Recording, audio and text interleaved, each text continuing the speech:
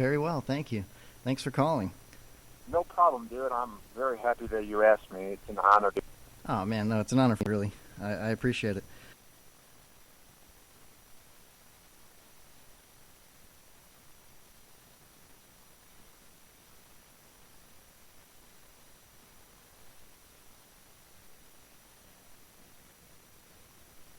Hey, before we even start, I just want to say congratulations on that award. Was that Creative Loafing? Yeah, it was a best local podcast. That was 6 weeks ago. Yeah, I was very pumped, man. Very cool, this town. They really dig the radio. Because I came from Cleveland. Pretty happy to be here. Yeah, it's nice to hear you on the. I wasn't really familiar with who you were, and I know they kind of bully you a little bit on the Calta show. But how did you get into it to begin with? I mean, how did you get into radio? I know you're very young, you know. How did I get into radio? Basically, I've just always wanted to do it. Well, I got into radio because I've always wanted to do it since fourth grade.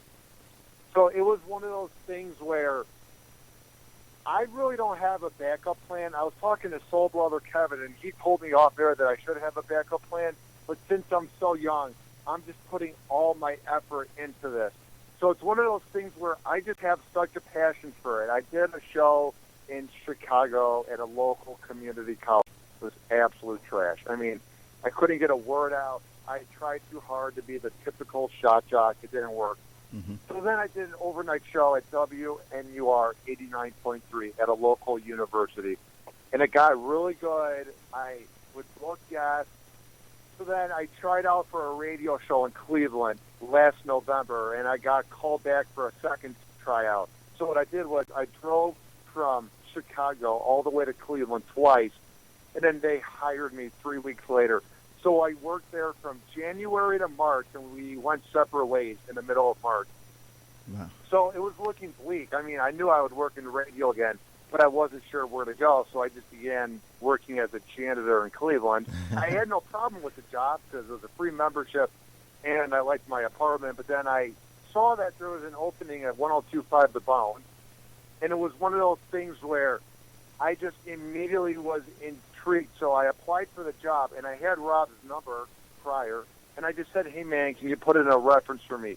If it wasn't for Rob, and if it wasn't for Mike Olivero, who hired me, and Mike Kelka, I wouldn't be here right now at the Cox Media Building editing a podcast. I wouldn't be on your show, man. I mean, Tampa Bay is so amazing, and I'm just so honored that everybody has embraced me, and I just cannot thank guys like Mike Kelka, Olivero, and Rob for this. So I'm just happy with where everything's at, man. Well, I'm happy for you. You know, that's really cool. And, you know, I've been listening to those guys, you know, as long as I can remember. And I've been here about 22 years. I also came from Chicago. And, you know, I've been listening to, you know, Cowhead, Mike Calta, ever since I can remember, since he was on the country station.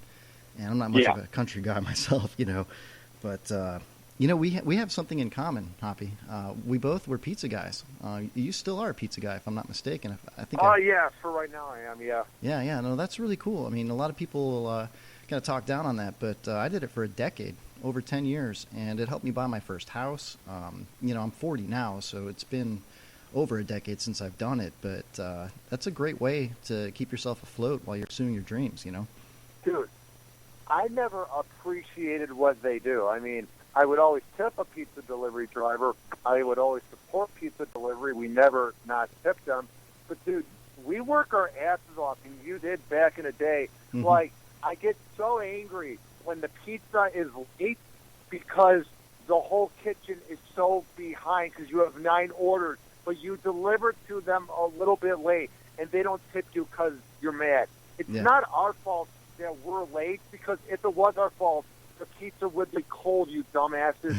God, I'm so sick of them blaming the drivers. And you shouldn't even blame the kitchen, because when there's so many pizzas, there's only so many hands that can do it. It's like people are so ungrateful. Yeah, and the oven. Like, if they're not happy with what we're doing, get off your lazy ass and drive 2 miles to the pizza and go shop. pick it up. Utterly ridiculous. It's amazing. I did it in Tarpon Springs, Florida, and you know, there's a really, really nice part of Tarpon Springs, and then there's not, you know, a part that's not so great.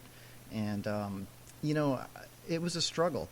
Sometimes you would get really good tips. I found that I would get better tips going to the bad parts of town because they understood, what it's like to work for tips. And you go to the richer part of town. Dude, which bad part of town did you work in, man? I want to go to that one.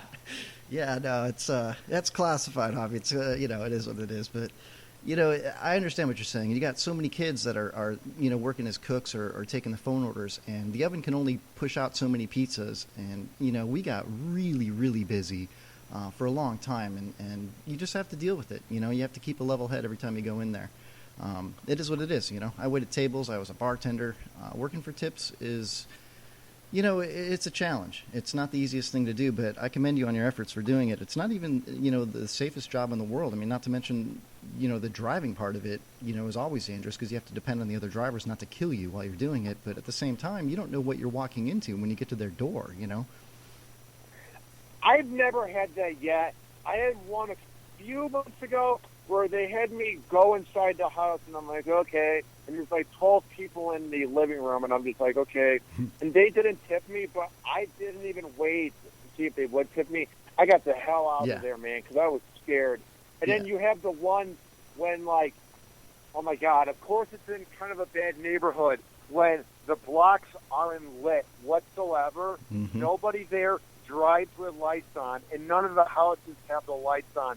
And you're driving back and forth at like 10 o'clock at night in a bad neighborhood trying to find the address. And you think you found it, but it's not that house. Yeah. So you walk up to the door, and you realize, oh, this isn't the right house. Wrong house. And you have to walk back. And then they come outside, and you're like, oh, yeah, I'm just delivering a pizza. I swear, wrong house. Like, it's always on a busy night, and it's always in a weird part of town. I'm not complaining about the bad part of town. It's just it always puts you in these weird misadventures. You know what I mean? Yeah, absolutely. You're lucky. You're a big dude. You know what I mean? I'm not. I'm like 5'7" if I'm lucky. Soaking wet, 155 pounds. I do this really douchey thing, and by no means am I built. I mean, I go to the gym. I'm in average shape. But I do this thing where I kind of like flex my upper body whenever I'm in a bad neighborhood, just because if there's any minimal muscle that they might be intimidated by, I kind of do. And that's when I do, like, when I'm nervous. Like, I'm never a guy, like, when I go to the mall or I'm here at work, I, like, flex, and I'm like, hey, check out my minimal muscle. But when I'm in a weird situation, that's when I'm like, look, guys, I go to the gym 3 times a week. Yeah. That's funny you say that. I was actually on the Cowhead show a few years back. It was actually probably like 9 years ago, for about 10 minutes or so. A guy crashed into the house across the street from me, okay? And I chased him down with one of my neighbors. Actually, 2 people, 3 of us total. Yeah. And, well, it made it to Bay News 9, and I had grabbed my cell phone. It was such a horrific crash. This guy didn't make the curve, and he had stolen the car, and he crashed into the neighbor's garage and into their car. It pushed their car into the bathroom. Pipes broke. Water was spraying everywhere. And this guy kicked his way out of the window and took off, in a not really a sprint, but like a fast walk. He was kind of hurt, and he was older. And, as we're corralling him, I had my phone camera on the whole time. And he basically, one of the neighbors said, let's just take him down. And I said, well, I don't want to take him down because if he's hurt, we might get blamed for his injuries. Let's just keep him in front of us until the cops get here. We were already on the phone with the cops anyway. Well, to make this another short story, we basically ended up in a parking lot with the police, guns drawn. They didn't know who was who. We all put our hands up. Well, Spanish called me, because I don't know how they got the video, if I emailed it to them or if Bay News 9, if they saw it on the news. I was on like the first thing in the morning, and it was hilarious, the amount of exposure that show has. It was so powerful even, almost a decade ago. My phone blew up for days. I was getting calls from Tallahassee, from friends in Chicago, from all over the place, saying that they heard me on the show, that they saw me on the news, blah, blah, blah. And it was just totally crazy, So, but, going back to the flexing your muscles thing, on the video, when I was holding that cell phone camera, I mentioned something. I had a couple of beers in me. I was sitting on the couch watching baseball. And when I was chasing this guy down, I said, I work out, and I puffed my chest out. You try anything, I'll break your neck, So, Yeah, it was pretty funny. That was kind of like the whole bit, don't mess with Kevin Hawley. Don't speed down his street. He works out. He'll break your neck. That kind of thing. But I agree with you. I go to the gym too, and I'm a little guy, and I don't puff my chest out ever. But in a situation where you think it might, help you out, definitely, man, you should. What are you, 6'5"? You're tall as hell, man. Yeah, I'm 6'8". Well, I got that going for me, which is good because I'm so tall that it kind of hides my love handles. Like, I have very slight love handles. Like, compared to most people at the gym, I'm in decent shape, but you'll see those guys that are ripped, or if you go to the beach, and you're just so jealous. But then you go to, like, any average place, like a Winn-Dixie's or the mall, and you see fat people, and you're glad you're not them. So it's one of those things where, dude, I could be in so much better shape if I didn't eat Mickey D's twice a week, but I lift to compensate. You know what I mean? Sure. What about the pizza? Do you take home pizza all the time? I did. Oh, God, dude. I'm getting a little sick of the pizza, but sometimes they'll mess up a Philly Deluxe. Or they had a calzone there the other day. Oh, my God. It was like an orgasm in my mouth, dude. I've never had a calzone, dude. It's phenomenal. The burgers, the wings, man, yeah. That's cool. I just have no discipline. Like, I always want to have junk food. Like, it's insane. If I didn't work out and I wasn't tall, I think I'd be fat, dude, because I used to be 295, man, and losing weight is one of the greatest things. Wouldn't you agree? Because I can't imagine being fat. I skipped the gym for about 3 months. I'm about ready to go back now, and I went down. I lost 10 pounds, and it's not because I got a beer gut. You know what I mean? I just shrank. I lost some muscle mass just from not bulking up.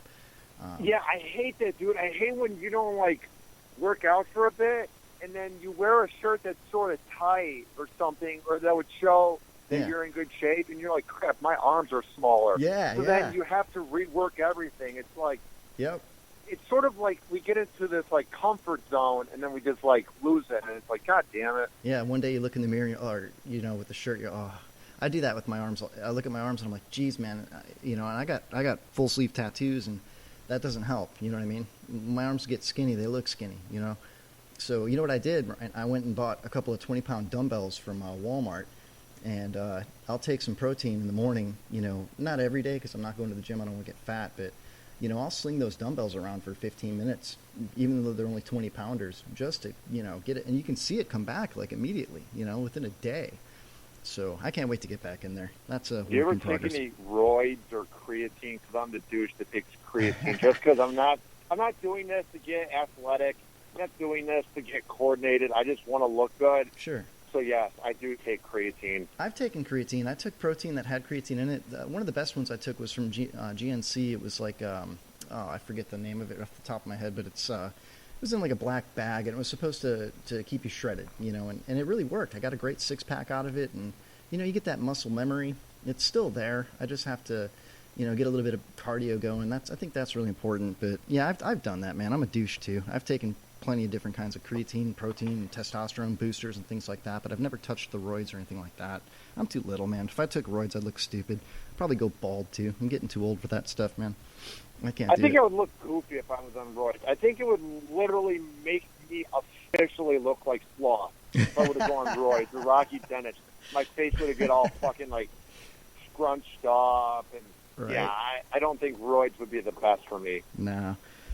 Well, I want to ask you. I got a couple of questions I wrote down just on a whim, real quick. I didn't know how quick you'd want to talk to me, but that was really cool, by the way. Thanks for getting with me so quick. How do you get your interviews? I mean, you've had a whole bunch, like 30-something interviews and 200-some episodes, something like that, right? Yeah. So what I do is basically, I look like a bitch at times when I beg guys, but I literally begged Opie and Anthony to add me back online just because I want them to see my tweets. Like, I grind so hard to get noticed. Like, Guess what? The reason Kelsa found out about me was because I said, hey, could I get a follow back? It's probably the 10th time I ever tweeted at him. I'm so relentless about getting people to come on my show. Like, I messaged a big-time comedian last week about coming on Happy Hour, and I looked for his personal Facebook. He got back to me. So now I'm trying to coordinate that. So basically, to me, it's like I was honored when you asked me to come on, and I'm this F-list person here at